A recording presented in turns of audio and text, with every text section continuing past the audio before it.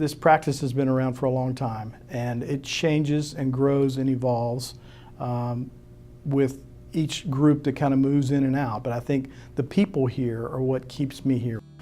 How long have I worked at CEENTA? 12 years as an employee, and then prior to that I actually was a consultant working with a firm that helped CEENTA renovate this building and then several projects leading up to my employment here. As a consultant, you move back and forth from client to client, and I wanted to have a little bit more, like I said, long-term investment in a company.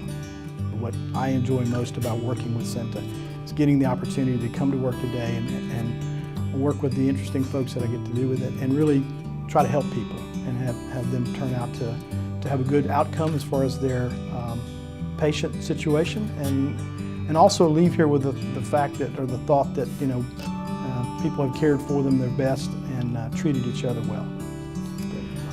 Lots of things that are interesting and fun facts about things that have happened here. I think the wildest one, and I still have a picture on my phone, is one day I was called down to the front of the building, and the front steps that come right up at South Park here had a truck parked on the steps. Some lady that was obviously not paying attention thought that she needed to turn right directly in front of the building and drove her truck down the stairs and got stuck there. And so we had to eventually call a record to pull her out of that. It was quite embarrassing for her. We've had a lady show up with chickens in her purse and couldn't understand exactly why she couldn't be seen that day with their chickens. This is, of course, before therapy dogs and things like that happened, but yeah, lots of interesting things like that. CEENTA has changed a lot in the last 12 years.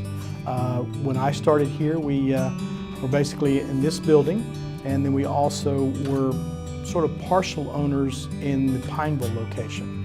And that was the only two buildings that we actually owned. So since then, we've been on a growth pattern to expand our locations so that we're within 20 minutes of all of our patients, and also be in a situation where we own the real estate that we occupy.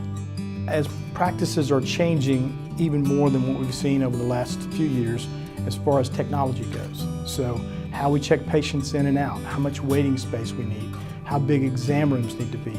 Do we bring a patient in and do a history in one room and then move them to an exam room? All of these things are going to be changing, and I think we're trying to change with that as we build new buildings and as we renovate existing buildings.